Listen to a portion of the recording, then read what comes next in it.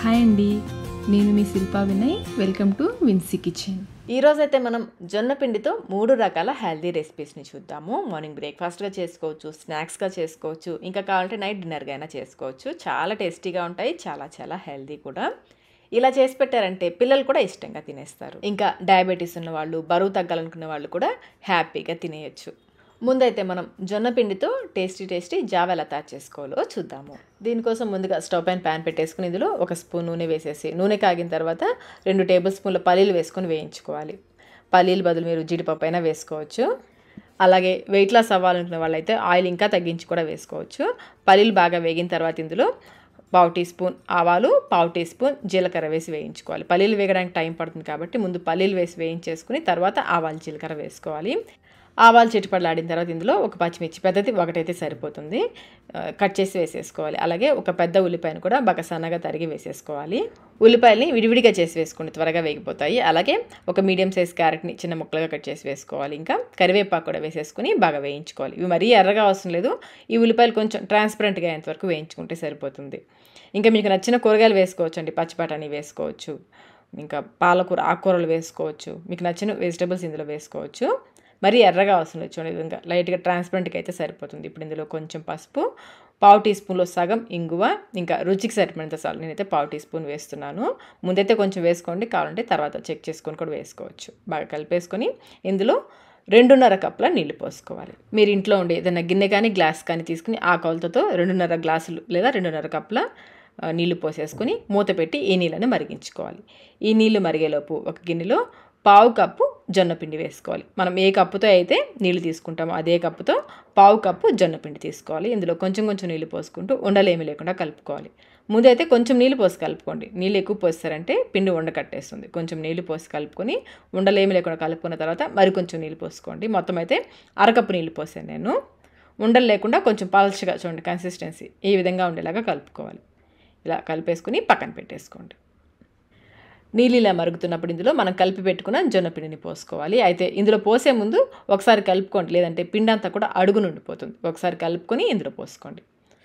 పోసిన వెంటనే కలిపేసుకోవాలి, లేదంటే ఉండకట్టేస్తుంది. ఫ్లేమ్ని మీడియంలో పెట్టేసి కంటిన్యూస్గా ఇలా కలుపుకుంటూ ఉండాలి. ఇలా కలుపుతూ ఉంటే కొంచెం సేపటికి చూడండి కొంచెం చిక్కబడింది కదా. ఇలాగే మధ్యలో కలుపుకుంటూ ఈ జొన్నపిండిని కొంచెం సేపు ఉడికించుకోవాలి. ఇది కొంచెం చిక్కబడేంత వరకు, మరీ దగ్గరగా ఉడికించేయద్దు. మధ్యలో కలుపుకుంటూ ఇది కొంచెం చిక్కబడేంత వరకు ఉడికించుకోవాలి. ఫ్లేమ్ అయితే మీడియంలో పెట్టేసుకోండి, మూత పెట్టాల్సిన అవసరం లేదు. మూత తీసేసే మధ్యలో కలుపుకుంటూ ఉడికించుకోవాలి. జొన్నపిండితో చేసే ఈ జావ టేస్ట్ అయితే చాలా చాలా బాగుంటుందండి. జొన్నపిండితో చేస్తున్నాం కదా, డయాబెటీస్ ఉన్న వాళ్ళు కూడా హ్యాపీగా తినచ్చు. వెయిట్ లాస్ అవ్వాలనుకునే వాళ్ళకి కూడా చాలా మంచిది. చూడండి కన్సిస్టెన్సీ ఈ విధంగా ఉండాలి, మరి దగ్గరగా ఉడికించేయద్దు. ఇలా ఉడికించేసుకొని ఇప్పుడు ఇందులో కొబ్బరి తురుము, పచ్చి కొబ్బరి తురుము కొంచెము, మీకు నచ్చినంత తురుము వేసుకోవచ్చండి. నేనైతే ఒక 2 టేబుల్ స్పూన్లు వేసాను. అలాగే సన్నగా తరిగిన కొత్తిమీర కూడా వేసేసి స్టవ్ ఆఫ్ చేసేసుకోండి. ఒకసారి టేస్ట్ చెక్ చేసుకోండి, సాల్ట్ ఏమైనా తగ్గితే ఇప్పుడు వేసి కలుపుకోవచ్చు. ఎంతో టేస్టీ హెల్దీ జొన్న జావ అయితే రెడీ అయిపోయింది. వేడి మీద చూసారా ఈ విధంగా కొంచెం పలుచగా ఉంటుంది. కొంచెం వేడి తగ్గిన తర్వాత ఇది చిక్కబడుతుంది. మీకు వేడి తగ్గిన తర్వాత చూపిస్తున్నాను చూడండి, కొంచెం చిక్కబడింది కదా. పైనుంచి కొబ్బరి తురుము, వేయించిన గుమ్మడి గింజలతో సర్వ్ చేసుకున్నారంటే తినేటప్పుడు మధ్యలో తగులుతూ చాలా రుచిగా ఉంటుంది. మరి ఇంకెందుకు ఆలస్యం, మీరు ట్రై చేసి మీకు టేస్ట్ ఎలా అనిపించిందో మాకు కమెంట్ రూపంలో తెలియచేయండి. ఇప్పుడైతే మనం సాఫ్ట్గా ఎంతో టేస్టీగా ఉండే జొన్న రొట్టెల్ని ఎలా తయారు చేసుకోవాలో చూద్దాము. ముందుగా మిక్సీ జార్లోకి మీ కారానికి తగ్గట్టుగా 2 లేదా 3 పచ్చిమిర్చిని తుంపి వేసేసుకోండి. అలాగే 5 వెల్లుల్లి రెబ్బలు, పెద్దవి 5 వెల్లుల్లి రెబ్బలు, 1/2 ఇంచ్ అల్లం ముక్కని చిన్న ముక్కలుగా కట్ చేసి వేసుకోండి. అలాగే 1 టీ స్పూన్ జీలకర్ర, 1 గుప్పెడు కొత్తిమీర వేసేసుకుని నీళ్ళేమి పోయకుండా కచ్చా పచ్చగా గ్రైండ్ చేసుకోవాలి. ఇలా గ్రైండ్ చేసుకుని పక్కన పెట్టేసుకోండి. ఇప్పుడు నేను ఈ సైజ్ కీరాలు 2 తీసుకున్నాను. వీటిని శుభ్రంగా కడిగేసుకొని తురుముకోవాలి. మీరు కావాలంటే పెద్ద కీరాలైనా తీసుకోవచ్చు. మీరు కీరాకి బదులుగా సొరకాయతో కూడా చేసుకోవచ్చు, కీరాతో కూడా చేసుకోవచ్చు. నేను కీరాకి తొక్క కూడా తీయలేదండి, తొక్కతో సహా తురిమేశాను. ఇప్పుడు ఇందులో మనం గ్రైండ్ చేసుకున్న కచ్చాపచ్చగా గ్రైండ్ చేసుకున్న పేస్ట్ వేసేసుకోవాలి. అలాగే ఒక మీడియం సైజ్ ఉల్లిపాయని బాగా చిన్న ముక్కలుగా కట్ చేసుకుని విడివిడిగా చేసి వేసుకోండి. ఇంకా 1 టేబుల్ స్పూన్ నువ్వులు, పచ్చి నువ్వులు వేయించిన కాదు, 1 టేబుల్ స్పూన్ నువ్వులు, కొంచెం ఇంగువ, 1/2 టీ స్పూన్లో సగం 1/8 టీ స్పూన్ ఇంగువ, 2 టేబుల్ స్పూన్ల పెరుగు. మీరు పెరుగు వద్దనుకుంటే స్కిప్ చేసేయచ్చు. రుచికి సరిపడినంత సాల్ట్, ఇక్కడ నేను 3/4 టీ స్పూన్ సాల్ట్ వేసాను. ఇదంతా ఒకసారి బాగా కలిసిలా కలుపుకోవాలి. ఇంకా ఇందులో మీరు కావాలంటే వేయించిన పల్లీలని కచ్చాపచ్చగా గ్రైండ్ చేసుకొని వేసుకోవచ్చు. ఇలా బాగా కలిపేసుకుని ఇందులో ఇంకొక 1/2 కప్పు జొన్న పిండి వేసుకోవాలి. ఇంట్లో పట్టించిందైనా పర్లేదు, బయట కొనదైనా పర్లేదు. 1 ఇంకొక 1/2 కప్పు జొన్న పిండి, ఇంకా 1/2 కప్పు శనగపిండి. పావు కప్పు శనగపిండి వేసుకోవాలి. అలాగే పావు కప్పు బియ్యం పిండి, ఇంకా ఒక పావు కప్పు గోధుమ పిండి కూడా వేసుకోవాలి. మొత్తం కలిపి 2 కప్పులు అయ్యాయి. ఇందులో 1 టీ స్పూన్ నెయ్యి కూడా వేసేసి ముందు ఈ నెయ్యి అంతా కూడా పిండికి బాగా పట్టేలా కలుపుకోవాలి. మీకు నెయ్యి వద్దనుకుంటే నెయ్యికి బదులుగా 1 టీ స్పూన్ నూనె వేసుకుని కూడా కలుపుకోవచ్చు. చూడండి ఈ విధంగా చేత్తో బాగా రబ్ చేస్తూ పిండికి బాగా పట్టించాలి. ఇలా కలిపేసుకుని ఇప్పుడు ఈ కీరా మిశ్రమంతో పిండి అంతా కూడా బాగా కలిసేలా కలుపుకోవాలి. నీళ్ళు అయితే అస్సలు పోయొద్దు. కావాలంటే చివరిలో చెక్ చేసుకుని చివరిలో కావాలంటే వేసుకోవచ్చు. నాకైతే నీళ్ళు అస్సలు పట్టలేదండి. ఆ కీరాలో ఉన్న వాటర్తోనే మనం పెరుగు కూడా వేసాం కదా, దాంతోనే పిండి చక్కగా కలిసిపోయింది. పిండి అయితే మరీ గట్టిగా ఉండకూడదు, అలాని మరీ పలుచగా ఉండకూడదు. ఒకవేళ మీకు పొరపాటున పిండి కొంచెం పలుచగా అయిందనుకోండి, కొంచెం గోధుమ పిండి వేసి కలుపుకోండి. పిండి చూడండి కన్సిస్టెన్సీ ఈ విధంగా ఉండాలి. మరీ గట్టిగా ఉండకూడదు, అలాని మరీ పలుచగా ఉండదు, ఈ విధంగా ఉండాలి. రొట్టెలకి పిండి రెడీ అయిపోయింది. ఇప్పుడు మనం రొట్టెలు ఒత్తేసుకుందాము. రొట్టెలు ఒత్తడానికి కాటన్ క్లాత్ కానీ కర్చీఫ్ కానీ తీసుకుని నీళ్ళతో తడిపేసి నీళ్ళన్నీ గట్టిగా పిండేసుకోవాలి. చేతిని నీటితో తడుపుకొని కొంచెం కొంచెం ఈ పిండిని తీసుకోండి. మీకు కావాల్సిన సైజుని బట్టి కొంచెం ఎక్కువ కానీ తక్కువ కానీ మీకు కావాల్సిన సైజుని బట్టి పిండి తీసేసుకుని పలుచగా ఒత్తేసుకోవడమే.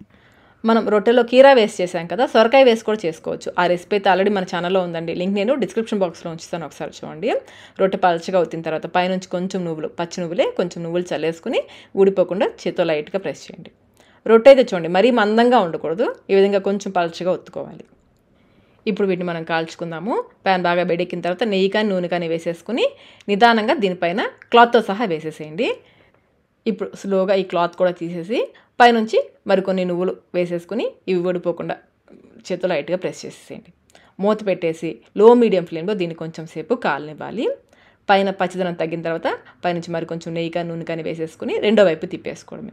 ఈ రొట్టెలను అయితే హై ఫ్లేమ్లో అస్సలు కాల్చకూడదండి. కొంచెం తక్కువ మంట మీద కాలితేనే లోపల వరకు కూడా చక్కగా ఉడుకుతుంది. మీరు కావాలంటే ఇటువైపు కూడా మరికొంచెం సేపు మూత పెట్టేసి ఉడికించుకోవచ్చు. ఈ విధంగా రెండు వైపులా బాగా కాలనిచ్చేసి చూడండి, ఇటువైపు కూడా బాగా కాలింది కదా, ఈ విధంగా రెండు వైపులా బాగా కాలనిచ్చేసి తీసేసుకోవడమే. ఇవి టేస్ట్ అయితే చాలా చాలా బాగుంటాయండి, చాలా హెల్దీ కూడా. ఇలాగే మిగిలిన రొట్టెలన్నీ కాల్చేసుకోండి, కొంచెం ఎర్రగా కాల్చుకోండి, బాగుంటుంది.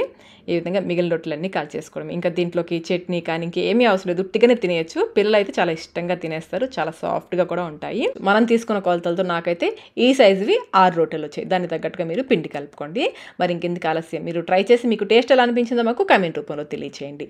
ఇప్పుడైతే మనం జొన్న పిండితో టేస్టీ ఇంకా హెల్దీ నూడిల్స్ని ఎలా తయారు చేసుకోవాలో చూద్దాము. ముందుగా స్టవ్ పైన గిన్నె పెట్టేసుకుని ఇందులో 3/4 కప్పు నీళ్లు, మీరు కప్ అయినా గ్లాస్ అయినా ఏదైనా తీసుకోండి, 3/4 కప్పు నీళ్లు పోసేసి నీళ్ళని మరిగించుకోవాలి. నీళ్ళని మరుగుతున్నప్పుడు ఇందులో కొంచెం సాల్ట్ కూడా వేసేసుకోండి. ఇప్పుడు ఇందులో 3/4 కప్పు జొన్న పిండి వేసుకోవాలి. పిండి చూడండి ఈ విధంగా టైట్గా ప్యాక్ చేసి తీసుకోవాలి. ఈ మిగిలిన 1/4 కప్పు వచ్చేసి శనగపిండి వేసుకోవాలి. ప్రోటీన్ కోసం మనం శనగపిండి వేస్తున్నాము. శనగపిండి వద్దనుకుంటే దానికి బదులుగా పెసరపిండి వేసుకోవచ్చు. పెసరపప్పుని గ్రైండ్ చేసి మెత్తగా గ్రైండ్ చేసి ఆ పొడినైనా 1/4 కప్పు వేసుకోవచ్చు. లేదంటే మొత్తం మీరు 1 కప్పు జొన్నపిండితో అయినా చేసేసుకోవచ్చు. బాగా కలిపేసుకోండి. చక్కగా కలిసిన తర్వాత స్టవ్ ఆఫ్ చేసేసుకోండి. ఫ్లేమ్ అయితే కలిపేటప్పుడు లోలో పెట్టేసుకోండి, లేదంటే అడుగు పట్టేసుకుంటుంది. ఇలా బాగా కలిపేసి స్టవ్ ఆఫ్ చేసేసి ఈ మిశ్రమాన్ని కొంచెం చల్లారనివ్వాలి.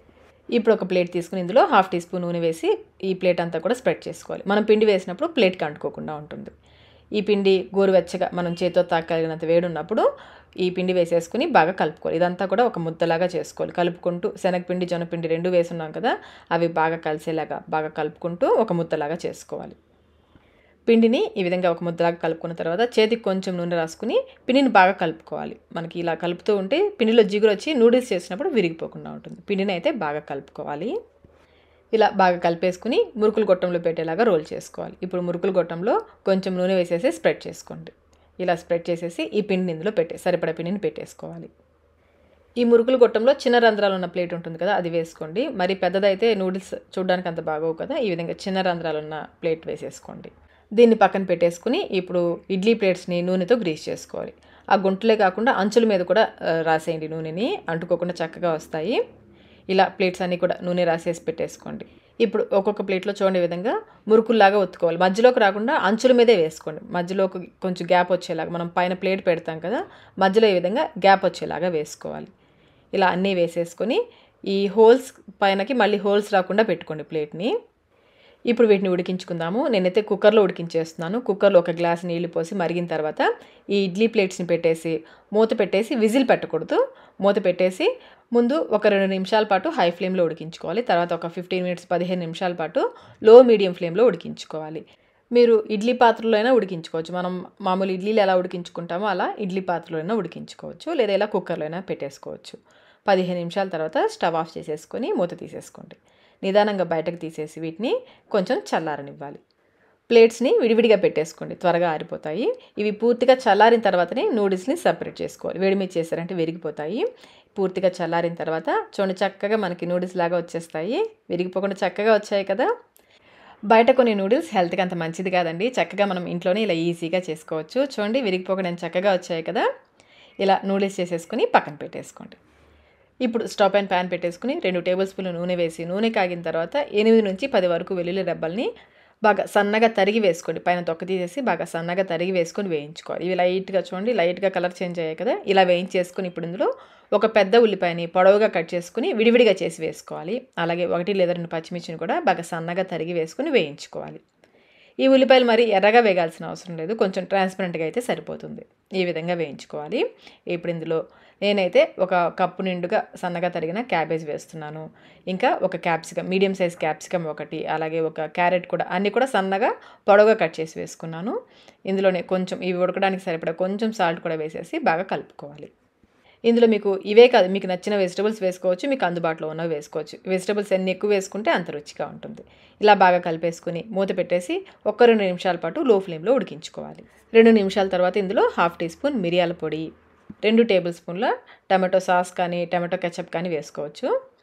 అలాగే 1/2 టీ స్పూన్ సోయా సాస్ కూడా వేసేసుకుని ఒకసారి అంతా కూడా బాగా కలిసేలా కలుపుకోవాలి. ఈ వెజిటబుల్స్ని మరీ మెత్తగా ఉడికించేది, కొంచెం పచ్చిపచ్చిగా ఉంటేనే బాగుంటుంది. బాగా కలిపేసుకుని మనం తయారు చేసుకున్న నూడిల్స్ ఉన్నాయి కదా, అవి వేసేసుకోవాలి. మనం నూడిల్స్ని జొన్నపిండి శనగపిండి కలిపి చేసాం కదా. మీరు కావాలంటే రాగిపిండి శనగపిండి ఆ కాంబినేషన్లో చేసుకోవచ్చు, లేదంటే జొన్నపిండి సగం రాగిపిండి సగం, ఇలా ఈ కాంబినేషన్లో అయినా చేసుకోవచ్చు. నూడిల్స్ వేసాక మరి ఎక్కువసేపు కలపకండి, లైట్గా కలుపుకోవాలి. ఇవి త్వరగా విరిగిపోతాయి. ఈ వెజిటబుల్స్లో వేసిన తర్వాత లైట్గా కలుపుకొని మూత పెట్టేసి 2-3 నిమిషాల పాటు లో ఫ్లేమ్లో ఉడికించుకోవాలి. 2-3 నిమిషాల తర్వాత సన్నగా తరిగిన కొత్తిమీర వేసేసుకుని లైట్గా కలిపేసి స్టవ్ ఆఫ్ చేసేసుకోండి. అంతేనండి, జొన్న పిండితో హెల్దీ నూడిల్స్ అయితే రెడీ అయిపోయి. టేస్ట్ అయితే చాలా చాలా బాగుంటుందండి. వేడిగా తింటుంటే రుచి అద్దరిపోతుంది. వెయిట్ లాస్ అవ్వాలనుకున్న వాళ్ళు, షుగర్ ఉన్న వాళ్ళు కూడా హ్యాపీగా తినేయచ్చు.